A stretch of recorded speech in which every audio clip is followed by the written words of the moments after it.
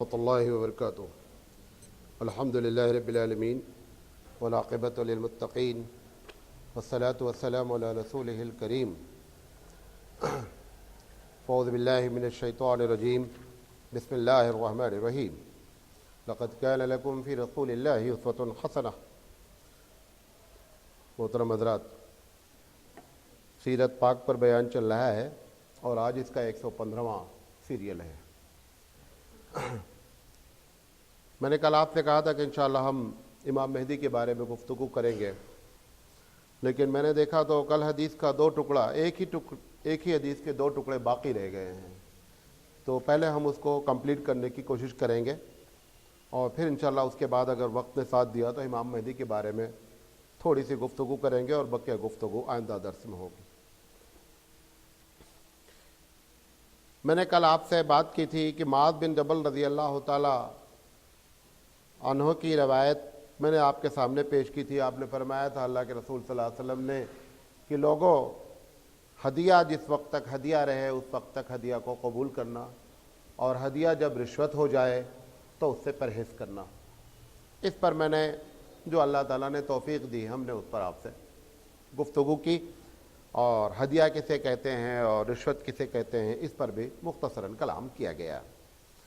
اسی حدیث کا دوسرا ٹکڑا ہے، اللہ کے رسول صلی اللہ علیہ وسلم نے فرمایا کہ الا، لوگوں ہوشیار ہو جاؤ، ان رحل اسلام دائرۃ فدوروا مع الکتاب حیث دار۔ آپ نے فرمایا کہ اسلام کی چکی برابر چل رہی ہے، اسلام کی چکی برابر چل رہی ہے اللہ کی کتاب کے ساتھ۔ اس کے ساتھ چلتے رہو جب تک کہ وہ کتاب کے ساتھ چلتی رہے۔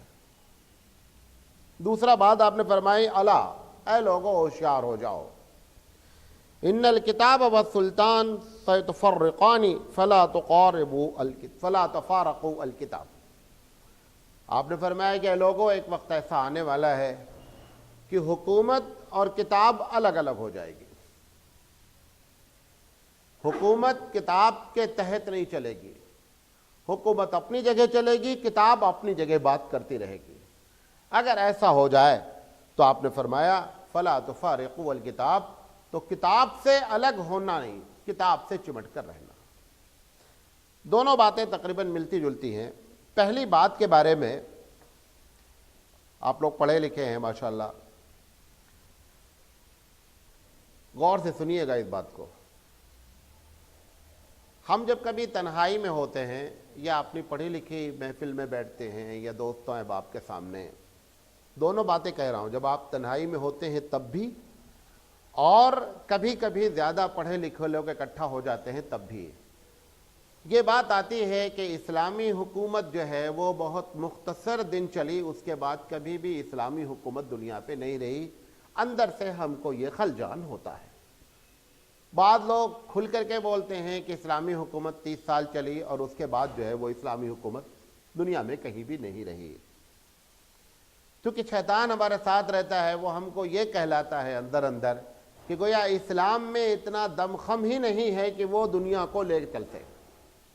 یہ بات ہم کو اندر اندر شیطان کہلاتا ہے۔ ہم آج ان دونوں باتوں کی بات کریں گے آپ سے۔ یہی بات اللہ کے رسول کہہ رہے ہیں کہ قرآن کریم کے ساتھ اسلام کی چکی چلتی رہے گی۔ بعض لوگوں نے اس کی مدت 40 سال لکھی ہے، بعض لوگوں نے اس کی مدت 30 سال لکھی ہے، بعض لوگوں نے اس کی مدت 37 سال لکھی ہے، بعض لوگوں نے اس کی مدت 60 سال لکھی ہے۔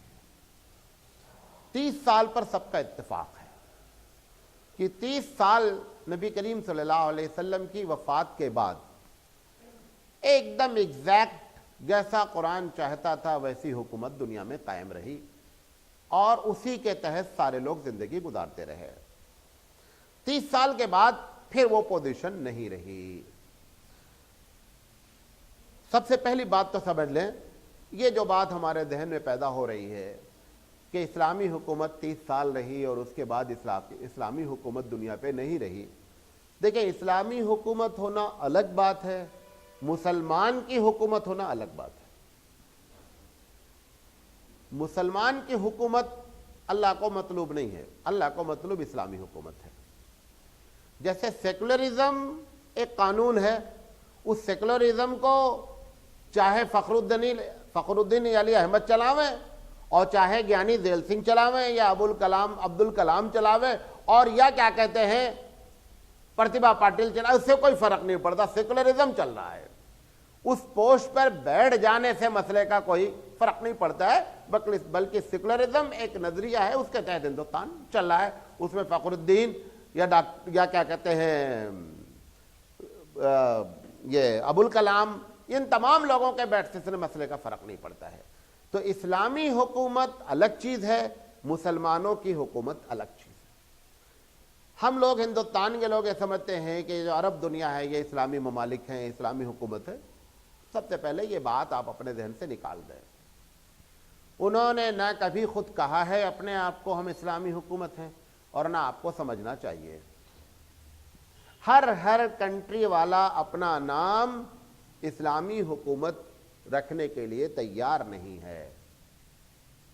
قطر کہتا ہے دولت قطر، امارات کہتا ہے الامارات العربیۃ المتحدہ، سعودی کہتا ہے المملکت العربیۃ السعودیہ، عمان کہتا ہے سلطنت عمان، بحرین کہتا ہے دولت بحرین۔ کوئی اسلامی لفظ لگا رہا ہے؟ کوئی نہیں لگاتا ہے۔ آپ کیوں پریشان ہیں؟ وہ اسلامی ملک ہے۔ انہوں نے خود کبھی اپنے آپ کو نہیں کہا ہے۔ دنیا میں صرف 3 ہی لوگ ایسے ہیں جن کے پاسپورٹ پر لکھا ہوا ہے اسلامی ملک، وہ اپنے آپ کو اسلامی ملک کہتے ہیں۔ یہ ایک الگ بات ہے کہ وہ اسلامی ملک کہنے کے باوجود بھی اسلام کو فالو نہیں کرتے، یہ دوسرا ظلم ہے۔ اس میں سے ایک پاکستان ہے، ایک موراکو ہے، اور تیسرا جو ہے وہ ایران ہے۔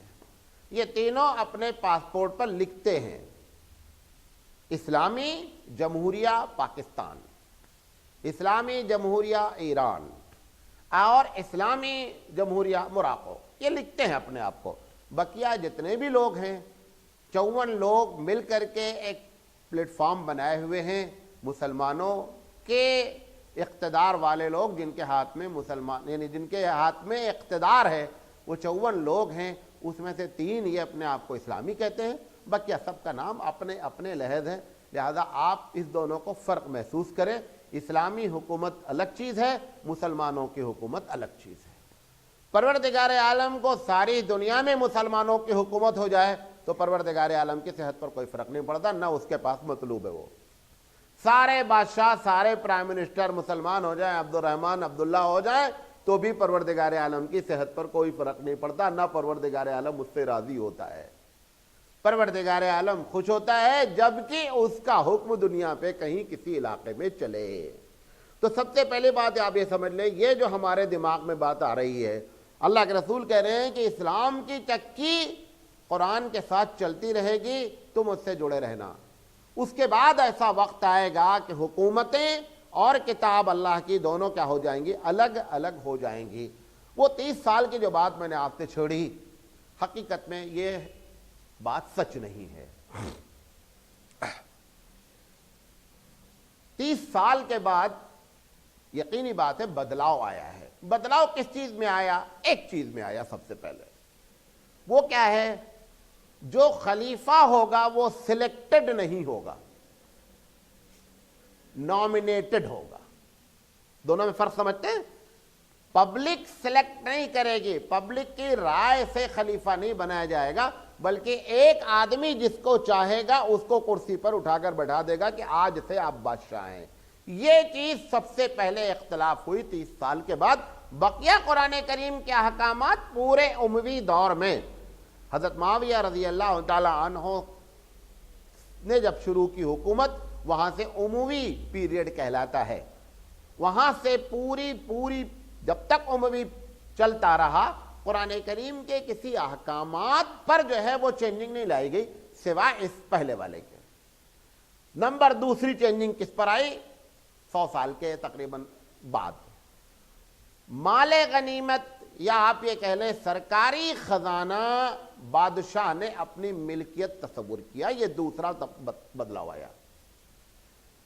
جو خزانہ ہوتا ہے، آپ کو بتایا تھا حضرت عمر رضی اللہ تعالیٰ عنہ اس بات کو بھی گوارا نہیں کیے کہ سرکاری تیل سے جو چراغ جل رہا ہے اس میں بھی ہم کسی غیر آدمی سے بات کریں اور اس وقت سرکاری تیل جلتا رہے، انہوں نے اس چراغ کو آف کر دیا کہ صاحب تم ہمارے ذاتی بات کرنے آئے ہو، سرکاری تیل نہیں جل سکتا۔ یہ تو پیمانہ حضرت عمر اور ابو بکر اور حضرت علی اور عثمان، ان چاروں خلفاء نے جو قائم کیا تھا وہ ڈھانچہ ٹوٹ گیا۔ یہ دوسری بنیادی تبدیلی آئی۔ تیسری بنیادی تبدیلی یہ آئی کہ جو لوگوں کو پوسٹ دی جاتی تھی، کی پوسٹ سمجھتے نا، جو لوگوں کو بڑے بڑے عہدے دیے جاتے تھے، اس میں اب خاندان کو ملحوظ رکھا جانے لگا، صلاحیت اور تقوی کو ملحوظ نہیں رکھا جانے لگا۔ لیکن قرآن کریم کے بقیہ سارے احکامات نافذ ہو رہے تھے۔ یہ تقریباً 250 سال تک ایسے چلتا رہا، تو اسلامی حکومت ہی چلتی رہی، قرآن کریم کے احکامات ہی نازل ہوتے رہے، لیکن بنیادی طور پر چھوٹی موٹی بات میں اختلاف ہو گیا ہو، لیکن یہ 3 بنیادی باتوں میں اختلاف ہوا، اور یہ تقریباً 300 سال کے درمیان میں ہوا۔ اس کے بعد بھی اسی طرح چلتے رہے، تقریباً 550 سال تک قرآن مجید کے احکامات نازل ہوتے رہے، اور قرآن مجید کے احکامات پر عمل ہوتا رہا۔ تو آپ یہ نہیں کہیں کہ اسلامی حکومت 30 سال میں اپنا بوریا بستر لپیٹ کر کے کنارے بیٹھ گئی اور دنیا والوں نے جو ہے وہ اپنی مرضی کی، ایسا نہیں ہوا ہے۔ 550 سال تک پورے قرآن مجید کے اصول کے تحت خلفاء زندگی گزارتے رہے۔ ٹھیک ہے، ایک بات تو اس کا جواب دینا چاہتے تھے۔ یہ جو دوسری بات ہے، کتاب قرآن اور حکومت الگ ہو جائے گی، آپ اس وقت کتاب کو پکڑیں۔ اب آپ کتاب کو کیسے پکڑیں گے صاحب؟ نہیں سمجھے بات؟ جس کے ہاتھ میں اسٹیئرنگ ہے، گاڑی تو وہ چلا رہا ہے۔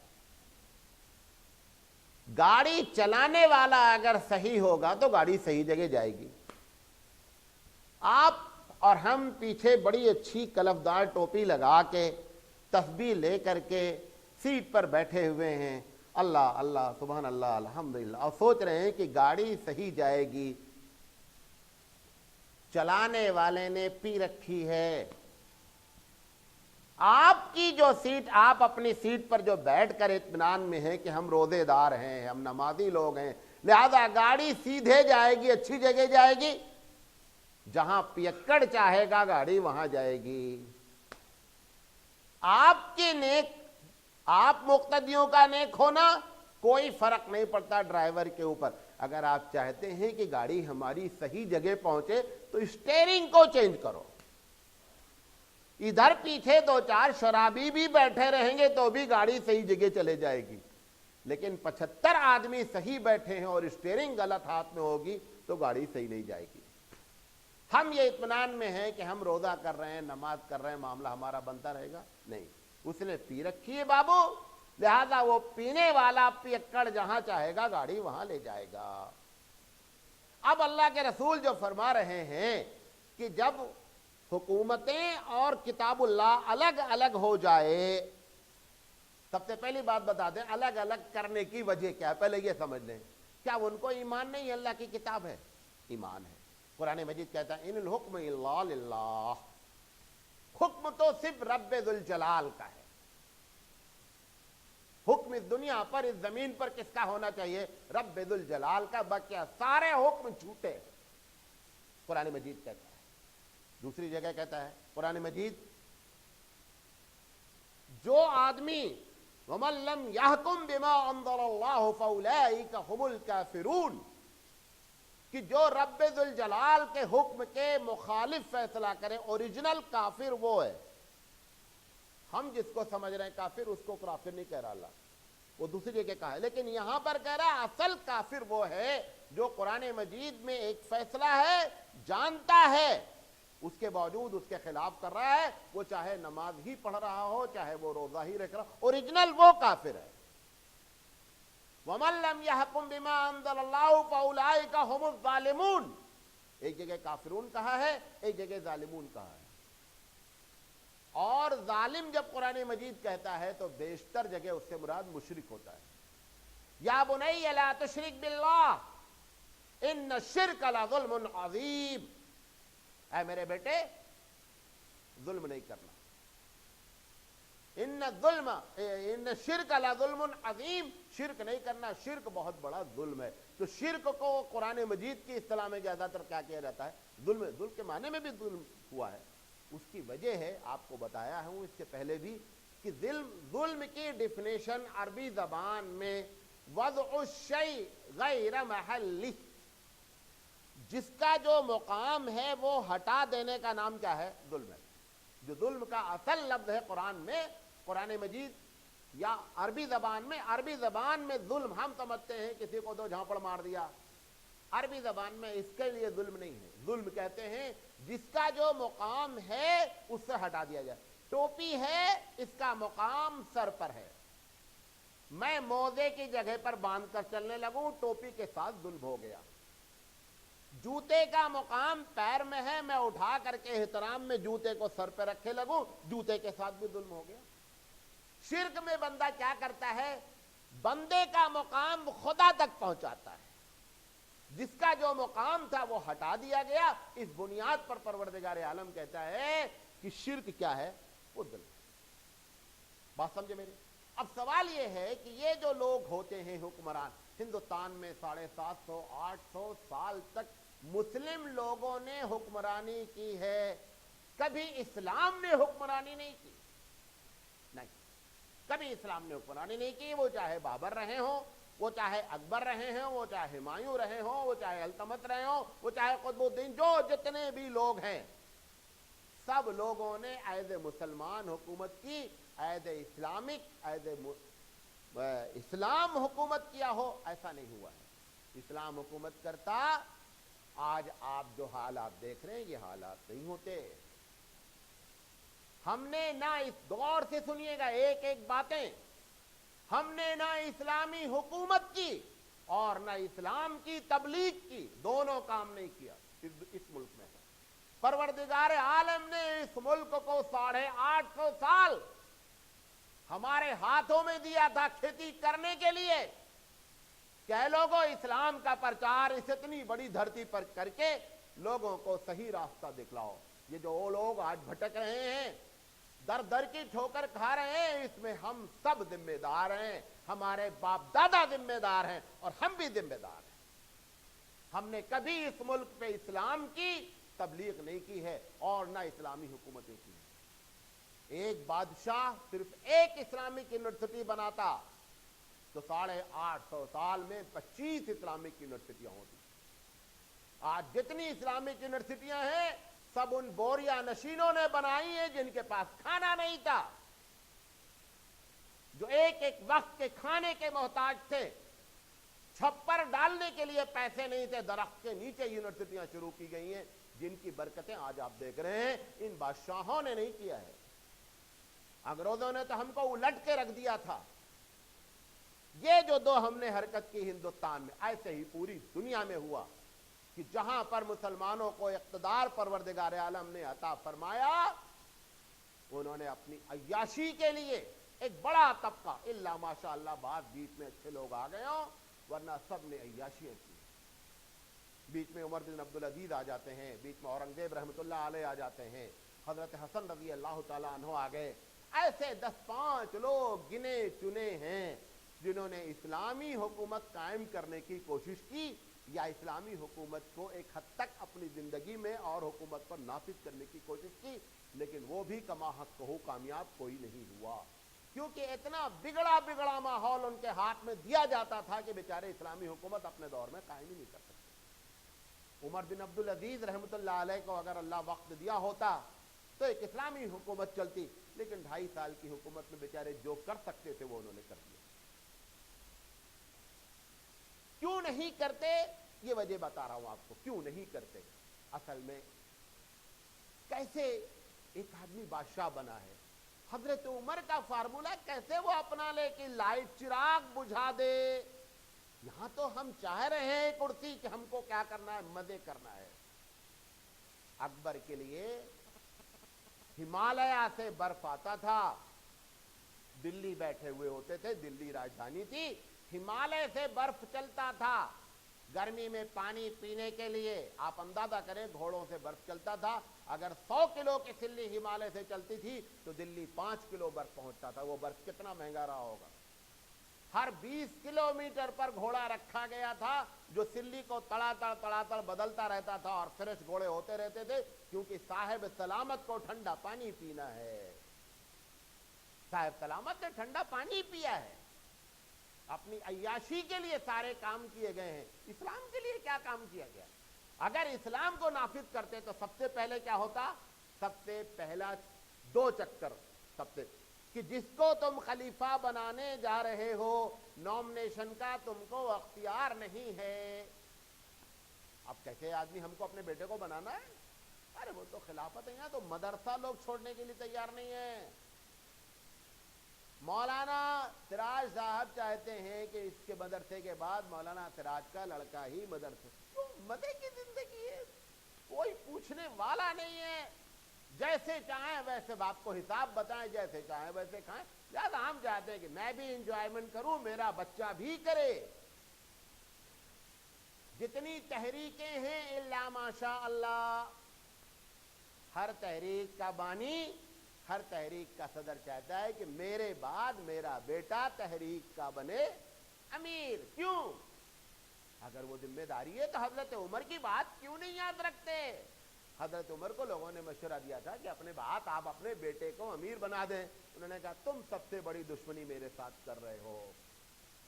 मैंने जिस बोझ को ढोया तुम चाहते हो कि मेरा बेटा भी उस बोझ को ढोए।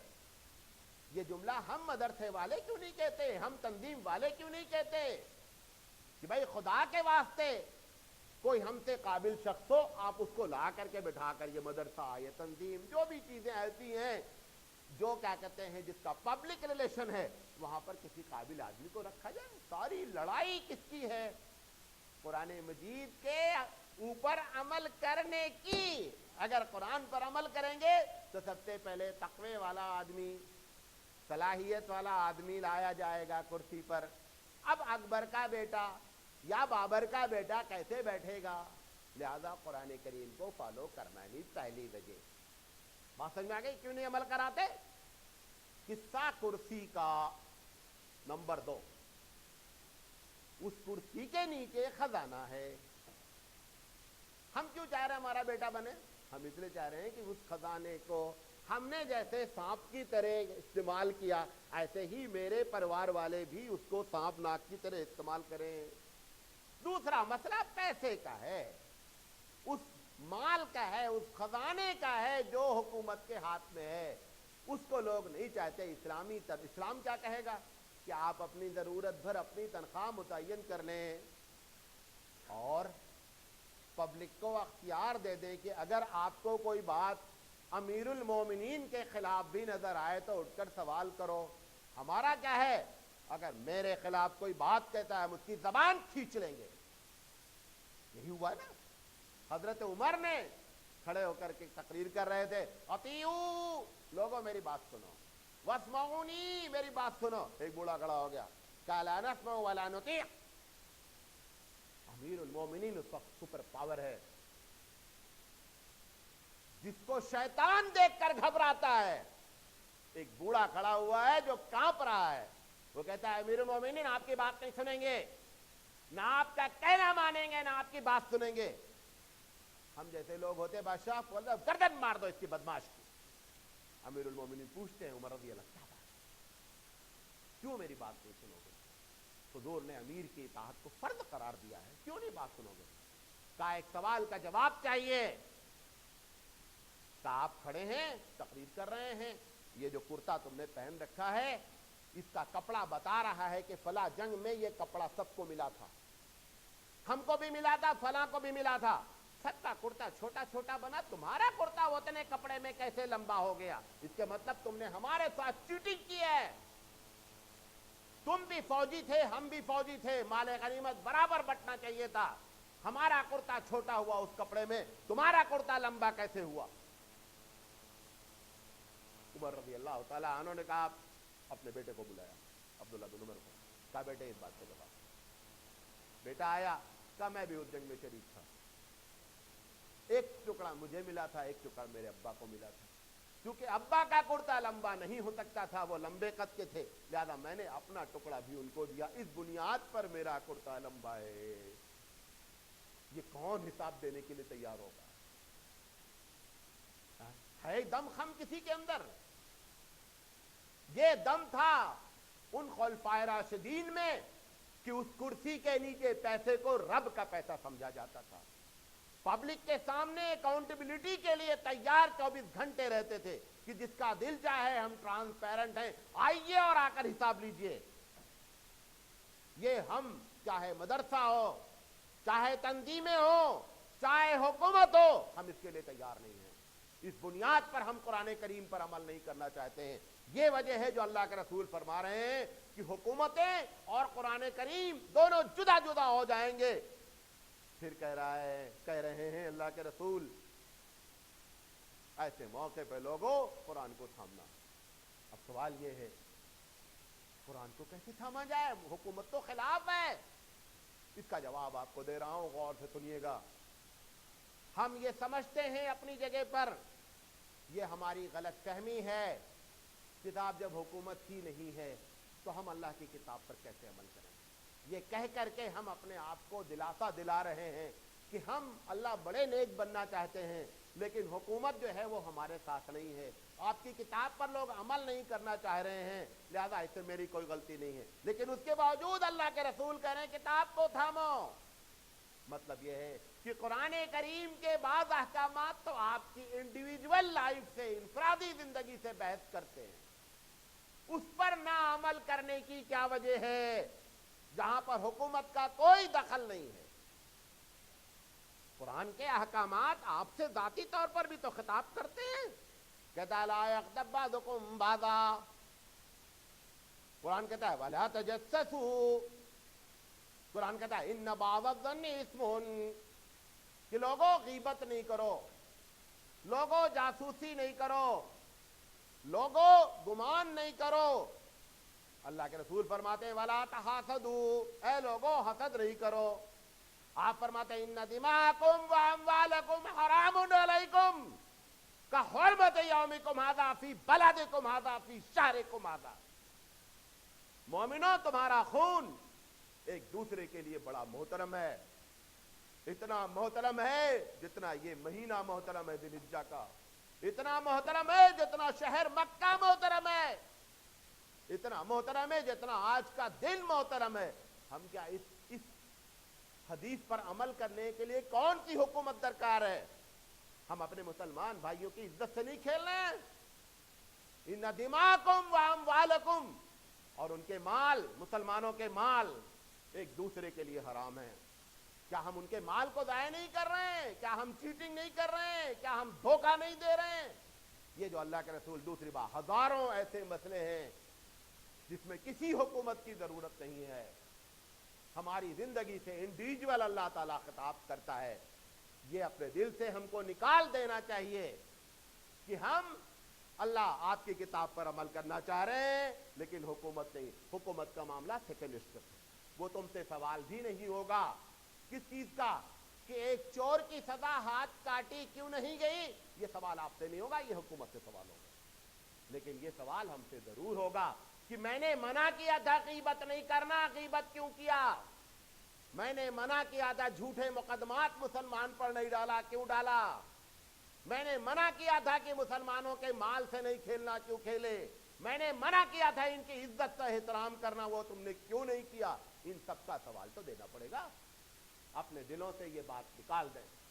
اللہ کے رسول جو فرما رہے ہیں دوسری بات، وہ یہ بات فرما رہے ہیں کہ لوگوں جب ایسے حالات ہو جائیں تو اس اللہ کی کتاب کو مضبوطی سے تھام لیں. 20 مرتبہ یہ بات کہہ چکا ہوں. ہم میں سے بہت سے لوگوں کے باپ کا انتقال ہو چکا ہے. ہم نے اس کی بیٹی کو یا اپنی بہن کو شرعی لحاظ سے حصہ دیا ہے؟ اس میں کس نے روکا ہے؟ کس حکومت نے تم کو ڈنڈے مارے ہیں کہ اگر تم بہن کا حصہ نکال دو گے تو تم کو جیل میں ٹھوک دیا جائے گا؟ قرآن مجید کہتا ہے یوصیکم اللہ فی اولادکم للذکر مثل حظ الانثیین فإن كن نساء فوق اثنتین فلہن ثلث ما ترک وَإِنْ كَانَتْ وَاحِدَةً فَلَهَا النِّصْفُ کہ اگر 2 بیٹیاں ہیں اور لڑکے نہیں ہیں تو 2 ثلث ہے، اگر 1 بیٹی ہے تو آدھا حصہ ہے، اور اگر 2 باپ بیٹے اور بیٹیاں دونوں ہیں فَلِلذَّكَرِ مِثْلُ حَظِّ الْأُنْثَيَيْنِ تو 2 اور 1 شیرے سے تقسیم ہوگا۔ یہ کس کا حکم ہے؟ یہ حکم الہی ہے، اس رب ذوالجلال کا حکم ہے جس کے اشارے پر دنیا چلتی ہے۔ ہم نالائق ہیں کہ اس رب ذوالجلال کے اشارے پر چلنے کے لیے تیار نہیں ہیں۔ جس دن سے سورج کو حکم دیا گیا کہ تو ادھر سے نکلنا، اس کی ہمت نہیں ہے کہ سورج اپنی جگہ سے نہیں نکلے۔ جس دن سے حکم دیا گیا کہ زمین تو سرکل کرتے رہنا، اس کی ایک لمحے کے لیے مجال نہیں ہے کہ وہ زمین اللہ کی نافرمانی کر دے۔ سب سے بڑے نافرمان ہم ہیں، لہذا اللہ کی کتاب کے ساتھ مذاق چھوڑ دیں۔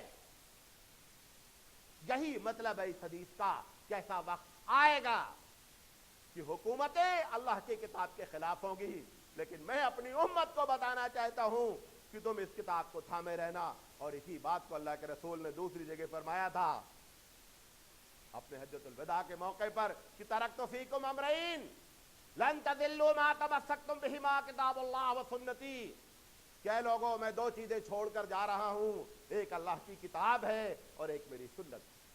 ان دونوں کو تھامے رہنا، ان کو دونوں کو جب تک تم تھامے رہو گے لن تضلوا، کبھی گمراہ نہیں ہو سکتے۔ خدا کی قسم کھا کے کہتا ہوں یہ ساری گمراہی کی وجہ ان دونوں چیزوں کا چھوڑنا ہے۔ آپ دیکھیں پورے شہر میں اس وقت میلاد النبی کا گہما گہمی ہے، کوئی نہیں سوچ رہا ہے اللہ کے رسول کی سنت اس کو منانے کی کیسی ہے۔ ہمارا جو دل چاہ رہا ہے وہ ہوگا۔ جب جب ہمارا دل چاہتا ہے، یاد رکھیں، جب جب آپ اور ہم اپنی مرضی پر چلتے ہیں، پروردگار عالم اپنی مدد کو کھینچ لیتا ہے۔ اور خاص کر رسول اکرم کی اطاعت سے جب امت نے نافرمانی کی ہے، ڈنڈے کھائے ہیں۔ نبی کریم صلی اللہ علیہ وسلم جنگ احد میں موجود تھے اور آپ نے کہا تھا کہ اس پہاڑی کو صحابہ چھوڑنا نہیں، یہاں تک فرمایا تھا کہ اگر تم کو چیل اور کوے بھی نظر آ جائیں اوپر، یعنی ہم کو سب لوگ ہم شہید ہو گئے ہیں، چیل کوے اوپر منڈانے لگے ہیں، پھر بھی اس پہاڑی کو نہیں چھوڑنا، اتنی شدت سے منع کیا تھا۔ صحابہ نے اس پہاڑی کو چھوڑ دیا کہ اب جنگ ختم ہو گئی ہے لہذا چھوڑ دے۔ اگر تم محمد کے نہیں صلی اللہ علیہ وسلم تو پوری دنیا تمہاری مخالف ہے۔ اللہ کے رسول موجود تھے، پروردگار عالم نے دنیا کو دکھلایا کہ اگر ہمارے محمد کا کوئی نہیں صلی اللہ علیہ وسلم تو ہم تمہارے نہیں ہیں۔ یاد رکھو، جیتی ہوئی بازی خالد بن ولید نے الٹ کر رکھ دیا اور مسلمان شکست کھا گئے، جبکہ رسول اکرم جیسی ذات گرامی اس جنگ میں موجود تھی۔ کیوں؟ کیونکہ رب کو یہ بات سخت ناگوار ہے کہ اس کے رسول کی مخالفت کی جائے۔ اسی بات کو علامہ اقبال نے کہا ہے کہ محمد سے وفا تو نے تو ہم تیرے ہیں، یہ جہاں چیز ہے کہ لوح و قلم تیرے ہیں، کہ اگر محمد صلی اللہ علیہ وسلم کے تم بن جاؤ، یہ دنیا نہیں آخرت بھی تیرے نام کرنے کے لیے تیار ہے، اور اگر تم محمد کے نہیں ہو ایک ایک قطرے کے محتاج ہو جاؤ۔ اتنا ذلیل ہوگے، گائے کا احترام کیا جائے گا، جانوروں کا احترام کیا جائے گا، لا الہ الا اللہ پڑھنے والوں کے چھکے چھڑائے جائیں گے۔